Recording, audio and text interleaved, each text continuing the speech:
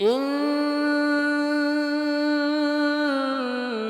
أول بيت وضع للناس للذي ببكة مباركا وهدى للعالمين ضرب لنا الله أكبر আমার ভাইরা আল্লাহ রাব্বুল আলামিন পবিত্র কোরআনের সূরা আল ইমরানের ৯৬ নম্বর আয়াতের মাধ্যমে আল্লাহ তাআলা জানিয়ে দেন ইন্না নিশ্চয়ই আউয়ালুন শব্দের অর্থ হলো প্রথম বাইতিন উদিআ লিন-নাস নিশ্চয়ই সর্বপ্রথম ঘর যা মানুষের জন্য তৈরি করা হয়েছে। তো পৃথিবীর ভিতরে সর্বপ্রথম ঘর আমার ভাইরা এই যে পৃথিবীর ভিতরে সর্বপ্রথম ঘর, এই ঘরের ব্যাপারে যে কথা আসে তাহলে কি পৃথিবীতে নাই প্রথম ঘর? হ্যাঁ, তাফসীরে রুহুল মানিতে বলা হয়েছে আল্লাহ রাব্বুল আলামিন আর এই ঘরটা কোথায় আল্লাহ তাআলা কোরআনের মাধ্যমে জানায় দিয়েছেন লাল্লাযী বিবাক্কাতা মুবারাকা হুদাল লিল আলামিন। বাক্কা, এটা বাক্কা শহরে মক্কায় অবস্থিত, মক্কার অপর নাম বাক্কায়। বাক্কা শহরের ভেতরে আল্লাহ রাব্বুল আলামিন একটা ঘর বানিয়েছেন যার নাম হলো বাইতুল্লাহ, মসজিদুল হারাম, কালো গেলাপোড়া ঘর। এই ঘরকে আল্লাহ রাব্বুল আলামিন সারা দুনিয়ার মানুষকে আকর্ষণ করেছেন। এই বাইতুল্লাহ এত সুন্দর ঘর, বাইতুল্লাহটা পৃথিবীর মধ্যস্থলে অবস্থিত, সারা পৃথিবীর মধ্যস্থলে আমার ভাইয়েরা। ওই কাবা ঘরের ছাদের উপর থেকে যদি উপরের দিকে তাকানো যায়, উপর বরাবর ওই বরাবর ৭ আসমান ভেদ করে যদি যাওয়া যায়, ওখানে একটা কাবা আছে, সেই কাবার নাম হলো বাইতুল মামুর, ফেরেশতাদের কাবা।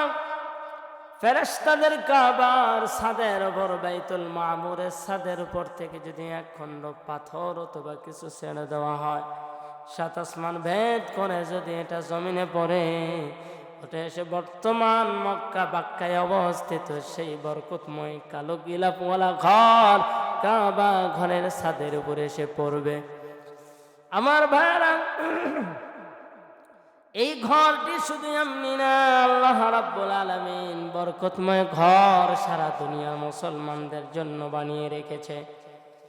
এই কালো গেলাপোড়া ঘর কাবা, কাবা ঘর সর্বপ্রথম কারা নির্মাণ করেছেন এটার ব্যাপারে যদি আমরা হাদিসের মধ্যে যাই, তাফসীরে রুহুল মানিতে সুন্দর করে একটা তথ্য পাওয়া যায়। কাবা ঘরকে মোট কতবার সংস্কার করা হয়েছে, সেখানে 11-12 বারের মতো সংখ্যা জানানো হয়েছে। পৃথিবীর এই কাবাকে পৃথিবীর প্রথম ঘর, এই ঘরকে যিনি সর্বপ্রথম বানিয়েছেন এটা কারা, এর প্রশ্নের জবাবে তাফসীরে রুহুল মানিতে বর্ণনা করা হয়েছে। এই কাবাকে সর্বপ্রথম তৈরি করেছেন হলো ফেরেশতারা, কিন্তু কবে বানিয়েছেন? এই কাবা তৈরি করা হয়েছে, কাবা নির্মাণ করা হয়েছে আল্লাহ রাব্বুল আলামিন হযরত আদম আলাইহিস সালামকে তৈরি করার ২০০০ বছর পূর্বে পৃথিবীর এই প্রথম ঘর কাবাকে বানিয়েছেন। হযরত আদম আলাইহিস সালামকে তখনো বানানো হয় নাই কাবা ঘর, ফেরেশতারা সুন্দর করে নির্মাণ করলেন, তৈরি করলেন। আমার ভাইরা, এই কাবাকে এত বরকতময় বলে আল্লাহ বললেন ওয়াহুদাল লিল আলামিন। আমার ভাইরা, ইতিহাস আমরা জানলাম সর্বপ্রথম কাবাকে ফেরেশতারা নির্মাণ করলেন। এরপরে এখানে লম্বা ইতিহাস, সময় স্বল্পতার কারণে বলা হচ্ছে না।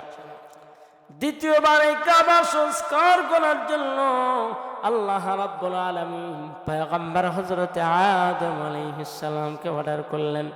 পয়গম্বর আদম আলাইহিস সালাম কাবা ঘর কি করলেন? সংস্কার করলেন, তৈরি করলেন।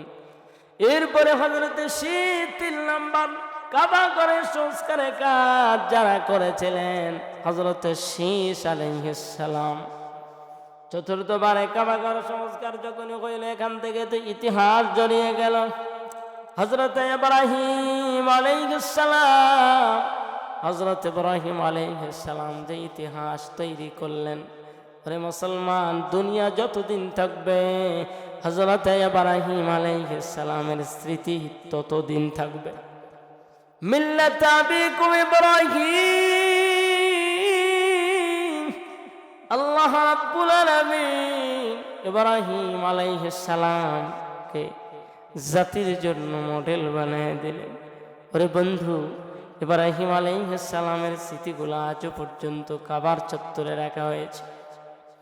মাকামে ইব্রাহিম, ইব্রাহিম আলাইহিস সালামকে আল্লাহ রাব্বুল আলামিন অর্ডার করলেন সেই ফিলিস্তিন মসজিদুল আকসা থেকে প্রায় 12,500 এত লম্বা চৌড়া পথ অতিক্রম করার পরে ইব্রাহিম আলাইহিস সালাম সেখানে কাবা সংস্কারের কাজ যখন তৈরি করলেন, আমার ভাইয়েরা ইব্রাহিম আলাইহিস সালাম কাবা সংস্কার করার জন্য ওয়াল গাঁথতে আরম্ভ করেছিলেন।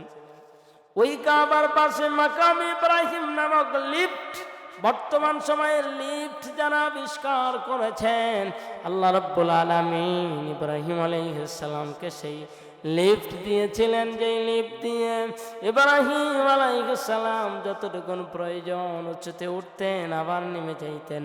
আমার ভাইয়েরা, ইব্রাহিম আলাইহিস সালামকে সহযোগিতা করার জন্য আল্লাহ তাআলা হযরত ইসমাঈল আলাইহিস সালামকে দিয়েছিলেন। হযরত ইসমাঈল আলাইহিস সালাম আর হযরত ইব্রাহিম আলাইহিস সালাম দুজন মিলে কাবার চতুর্থবার সংস্কার করলেন। পঞ্চমবারে আমালেকা সম্প্রদায় পঞ্চমবার কাবাকে সংস্কার করেছেন। ষষ্ঠবারে জুরহাম গোত্র কাবাকে সংস্কার করেছিলেন, জুরহাম গোত্র। এরপরে সপ্তমবারে কুসাই বিন কিলাব সপ্তমবারে কাবা সংস্কার করেছিলেন।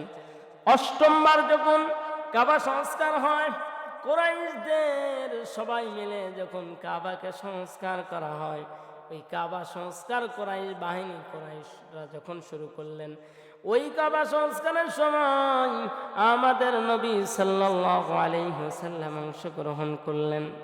আমার ভাইয়েরা, ইতিহাস আপনারা জানেন, হাজরে আসওয়াদ পাথর স্থাপন করা নিয়ে দ্বন্দ্ব লেগেছিল।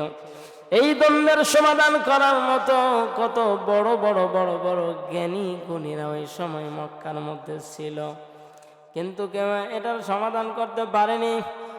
একমাত্র আমাদের মায়ার নবী, দয়ার নবী, কলিজার নবী, তিনি এটা সমাধান করেছিলেন। আগামীকাল সকালবেলা যে সবার আগে আসবে সে এটার সমাধান দিবে। আমার নবীজি সাল্লাল্লাহু আলাইহি ওয়াসাল্লাম পরের দিন সকালবেলায় সর্বপ্রথম সেখানে ঢুকলেন। সবার চোখে পড়ে গেল, আর সবাই মিলে হয়ে খুশিতে আত্মহারা হয়ে গেল। হ্যাঁ, আমাদের ভাতিজা মুহাম্মদ যে ফয়সালা দিবে এটা আমরা সবাই মেনে নিব। আমার নবী, মায়ার নবী, মক্কার বিভিন্ন কুরাইশদের বিভিন্ন বড় বড় গোত্র যারা ছিল সব গোত্রদের লিডারদেরকে ডাকলেন, একটা চাদর নিয়ে আসলেন। চাদর নিয়ে আসার পরে ওই চাদরটা সবাইরে ধরায় দিলেন। আমার নবীজি সুন্দর করে হাজরে আসওয়াদ পাথরটা চাদরের ভিতরে রাখলেন, আর সবাইরে বললেন, সবাই ধরে ধরে চাদরটা কাবার চত্বরে নিয়ে যাও। সবাই যখন পাথরটা ধরে কাবার চত্বরে নিয়ে যাওয়া হলো, কাবার চত্বরে নেওয়ার পরে আমার নবীজি সাল্লাল্লাহু আলাইহি ওয়াসাল্লাম তিনি নিজে পাথরটা নিয়ে কাবা ঘরের সাথে লাগায় দিলেন। আমার ভাইরা, কাবা ঘর যখন অষ্টমবার সংস্কার হয়েছিল, তখন আমাদের মায়ার নবী, দয়ার নবী, নবীজি সাল্লাল্লাহু আলাইহি ওয়াসাল্লাম কাবায় অংশগ্রহণ করেছিলেন।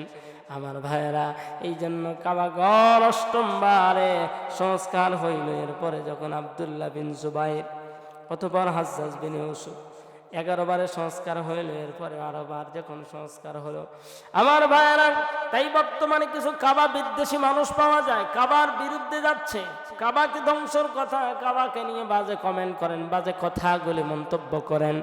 এই লোকগুলার সাবধান করে দিয়ে যদি বলতে চাই, সূরা ফিলের তাফসীর ওই কাবা বিরোধী যারা আছেন তাদেরকে বলা শোনানো দরকার। কেননা আল্লাহ রাব্বুল আলামিন, আব্রাহা কিন্তু কাবা ভাঙার জন্য এসেছিল। আল্লাহ রাব্বুল আলামিন আবাবিল যাকে যাকে ক্ষুদ্র ক্ষুদ্র পাখি প্রেরণ করে পাঠিয়ে দিয়ে আব্রাহা কাবা ভাঙার চিন্তা স্বপ্ন কিন্তু উৎখাত করে দিয়েছেন। এজন্য আমরা সাবধান হয়ে যাই, কাবা বিদ্বেষী, কাবা বিরুদ্ধে যারা আছি, কাবার বিরুদ্ধে যারা আমরা চিন্তা চেতনা করছি, ওই বরকতময় ঘরের বিরুদ্ধে যদি আপনি যান, আল্লাহ আব্রাহাকে ছাড়ে নাই, আপনাকেও ছাড়বে না।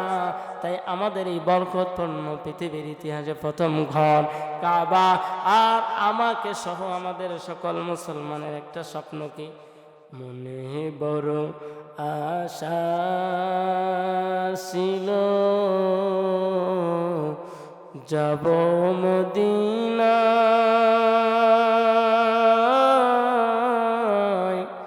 মনে বড় আশা আমার যাব মক্কা মুআজ্জামায়। সেই বরকতময় ঘরের তওয়াফের জন্য যারা খাঁটি মুসলমান সবারই স্বপ্ন, আল্লাহ রাব্বুল আলামিন প্রত্যেকটি খাঁটি মুসলমান ভাইদের এই স্বপ্ন যেন পূরণ করে দেন।